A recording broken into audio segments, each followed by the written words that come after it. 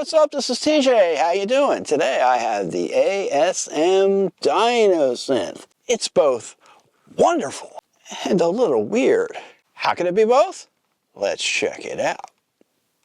Okay, the ASM Diosynth. We've got it underneath the bright lights. We're going to go into detail on this product. We're going to talk about the pros, the cons, the wonderful, and weird. I got a full list to talk to you about here. Let's first start with the positives, the wonderful stuff. The package on this is absolutely outstanding. You get a hard case. You get a ton of accessories. You get a second mouthpiece with a cap. You get a stand. You get a neck strap. You get all the cables that you need. You get a moisture guard. Really, really awesome.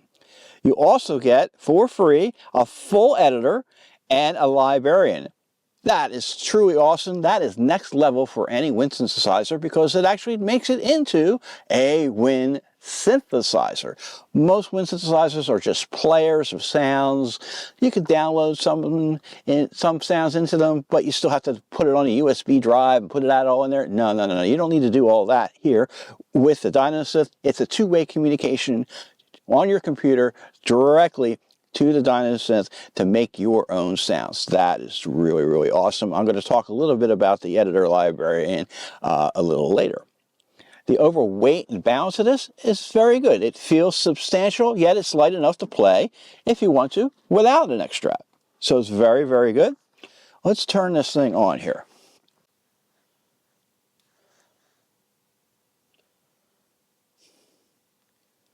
There we go. The screen is very nice. Very easy to read screen. Has an easy to use encoder here. There is no lag in loading any of the presets. That's really also awesome. It's a push button encoder so you can switch banks back and forth. You can create your own banks as well. A lot of memory space on here. All right. You can do a lot of your settings and setups here. You can do everything right on the controller here itself, right on Diosynth itself. That is really, really great. You don't necessarily need the librarian or the editor to do any of this stuff. You can do it right here. So that's really, really awesome. You can have favorites. You can transpose. Truly, truly an incredible setup right on the unit itself. Over here, you have 4 octave keys, 2 up and 2 down. You have 2 separate output controls. You have 3 assignments. Those are user assignable. Moving down with the thumb rest, you have 2 additional buttons for your other hand, and you have this little joystick here for pitch bending and modulation, anything that you want to be assigned. Coming all the way down to the bottom, you have MIDI DIN plugs, 5-pin DIN, in and out. That's really awesome. Why would you want an in on here? Well, that allows you to hook it up, say, to a foot controller. You can have an expression pedal, say, for example, and you can also change the presets with a foot controller directly. There's a battery box in here, so you can run it off of batteries. Take me a minute to open that up. There we go. All right, here we are. You can run it off batteries. It runs on 3.7 volt batteries. Those are actually pretty commonly available at most online retailers, and they can be rechargeable. So that's really cool. Let's put that on here.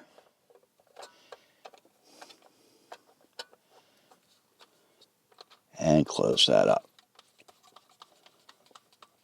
It has other power options. It's also really cool. You can run it on DC power. Very great.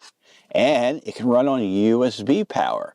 And the USB is also really, really awesome because it has both MIDI USB and it has 2-channel in and out audio. Very great feature there. It allows you to play this directly, a digital signal right into your computer, right into your DAW. It also has Bluetooth MIDI and Bluetooth audio. That audio is in only. Out would be kind of silly. There would be too much lag anyway. but in only, and that allows you to say hook up your headphones here, and you can use the the Bluetooth in, the audio in for a backing track, so you can practice with it. Very, very cool. It has a very useful speaker on the front, and it surprisingly sounds pretty good. Usually these things kind of sound crappy. This one sounds actually fairly good. I wouldn't expect to use it live or something like that, but for practice, it's certainly usable. It certainly allows you to not have to plug anything in. You can have the speaker with the batteries in there and just walk around and practice. It's great for all of that. There are plenty of useful presets that come with this. You can play this right out of the box if you're not someone who likes to program. Synthesizers or don't really know how, you don't necessarily need to. There's plenty in here for that. And all the setups for all the controls are user customizable, so that's also really, really great.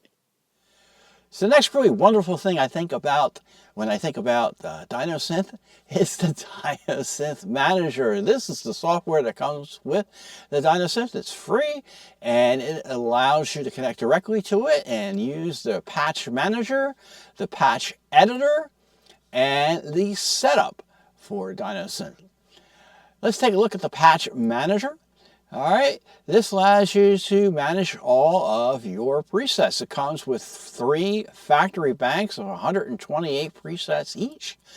This is letter A, factory B, and factory C. And then you can set up your own. I start to work with a user bank. All right, and this is a way to set up favorites, say for example, or create your own sounds. It has 2 sides to it, so say for example you want to take something from factory C bank and you want to put that in your own user bank, say this tin whistle here, you can just slide it right over, and now it's in your user bank. Very, very cool. Very simple to use and very, very fast. All right, let's go into the patch editor. This is the sound engine that makes Diosynth work, and this is extremely powerful. I could spend an entire video just breaking this down, but I'm going to give you a quick overview today. It is based on ASM's Diosynth, very, very powerful synthesizer, very popular synthesizer that's been out for a few years. So it comes with 2 parts, part 1 and part 2. They are exactly the same in terms of the synthesis engine, and then they are mixed into a full patch. You can set the level for part 1 and part 2, and then they go into 2 sets of master effects and then into a reverb. Again, here on the patch menu, you can also set the pitch, you can transpose, octave, right? You can set the scale if you want to actually have a scale. You can set a glide, and you can set the individual controls for each patch for part 1, part 2, and then the button assignments, the joysticks, these little pressure buttons. All right, very, very powerful way to set up each individual patch. Let's go into the sound engine itself. I'm going to give you a quick overview of that. You get a 2 oscillator engine plus filtered noise, plus you get a sound engine. Each one of these oscillator engines is a wave scanning engine. What does that mean? It means you can have all of these different types of waves forms. There's a full list here.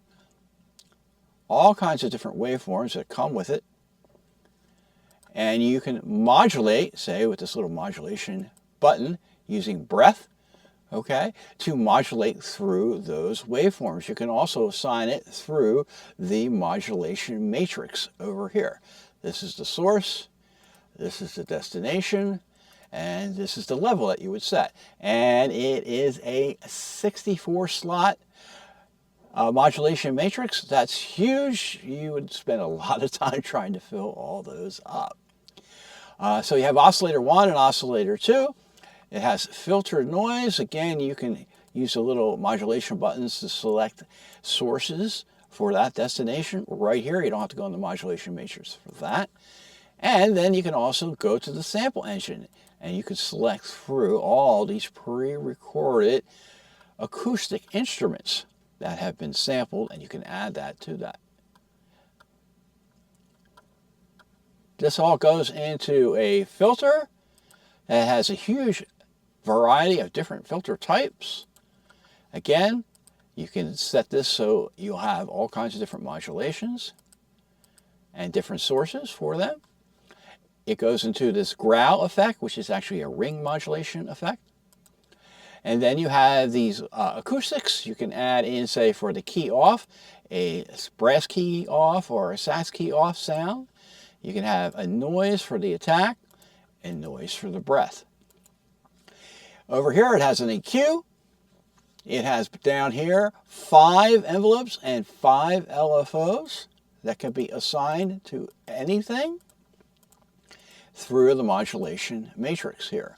And this is very cool as well. You have insert effects. So that means that, say on part 1, I want to have one type of effect. Say I want a chorus. But on part 2, I want a different effect. Say I want a phaser. I can have both those different on both parts, and they will get mixed into the patch.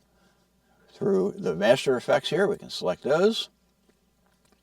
All kinds of different master effects. And then the master effects actually get fed into a reverb. Super awesome synth engine. Again, this is hugely deep. You could spend a long time just going through all the possibilities here. But we're going to move on, and we're going to show you the setup page. The setup here is for a global setup, and you can set the byte parameters, assign these 3 buttons here. You can assign the joystick to how you want it to work and how you want it to go to the different modulations. You can set the gate for the breath, the gain. You can set the vibrato rate. You can set the delays, the fingering types. There's all kinds of different fingering types for saxophone, flute, recorder, and trumpet. You can set the octave range, and you can set the gyroscope. The gyroscope is when you move Diosynth, how will it actually react? You can select it so it'll be assigned within the patch or a global, say vibrato, growl, glide, the glide rate, and or the tone, that being the EQ. You can select the pressure pads, whether or not you want them to latch or to be monetary. Hugely amount of different things you can do with this. Over here we have the master effects, whether or not they're on or off. You can select the clock source if you want to sync this to your DAW or other clocks. You can select the pitch, the master transpose. You can set the level of USB audio in and out, as well as the Bluetooth in. And then these are all of your MIDI settings. This software package that comes with it is huge. This is next level, I think, for any of wind synths that are out there. I've been screaming at other companies that I won't name here to create something like that for their wind synthesizers. ASM has done it for Diosynth, so I congratulate them for that. So we talked about all the wonderful stuff here with the Diosynth, and there is a lot to behold. This definitely takes it to the next level of wind synthesizers. But there are a few weird things about it that I found. Let's take a look at that. Okay, we're back. We've talked about the wonderful. Now I want to talk to you about the little weird things that I find with the Diosynth. Some of these things may not bother you, but I think that they may bother some people as they bothered me. I want to first talk about the mouthpiece itself. This is the second mouthpiece that comes with it. Thankfully, it does come with a second mouthpiece. But you see, it's kind of a big size, right? You would expect a wind synth to have like an alto-sized mouthpiece, say, for example. This is more like the size of a bass clarinet mouthpiece. Look at that, right? They're very close. That's a bass clarinet mouthpiece. This is a baritone mouthpiece, right? Almost as big as that. All right, that's a big baritone mouthpiece from an old Martin. Here's an Otter Link. All right, the size is almost as big as a Barry mouthpiece. So I thought that was kind of odd for a wind synth. That's certainly the biggest one I've ever seen on a wind synthesizer. And yet, I'll take this and we'll put these aside here for a second. And yet, the key touches on the Diosynth are very small. They're tiny. All right, and I'm going to compare those to a real saxophone. I'm going to pull my Yanagisawa in here. All right, let's look at this. This is my Yanagisawa, my favorite horn, my number one. And you can just see right here, the key touches are so much bigger just on this soprano. All right, see how big they are? Compare it to the tiny ones. These are almost sopranino sized key touches. Very small, very kind of tricky to get your hand on there, get a tactical feel on there. They're springy, but they don't have a lot of feel like a pearl, say, does, for example, on here. So that's one thing I thought was really odd. The next thing that's odd is right here on the right-hand side, the right-handed side of the keys, right? You'll see here it has the F sharp key, the Alt F sharp, right in the middle, okay, of the D and the E, right? Normally on a saxophone, you would find that still in the middle, but it's pivoting on the opposite side. Here it pivots on the same side. Right? So this has a tendency to get in the way between your two fingers here. Let me show you that. I have to lay my two fingers here, like so, and then I have to spread them out. Almost like, you know, Mr. Spock from Star Trek fame, live long and prosper. They have to be spread out in order not to touch that. That's a little awkward, particularly when you're playing, you know, sharp or flat keys, say G sharp, C sharp, E flat. It kind of gets in the way. And then these spatula keys, they're very, very small. Also the same, they're very, very small relative on here. So I thought that was really, really odd.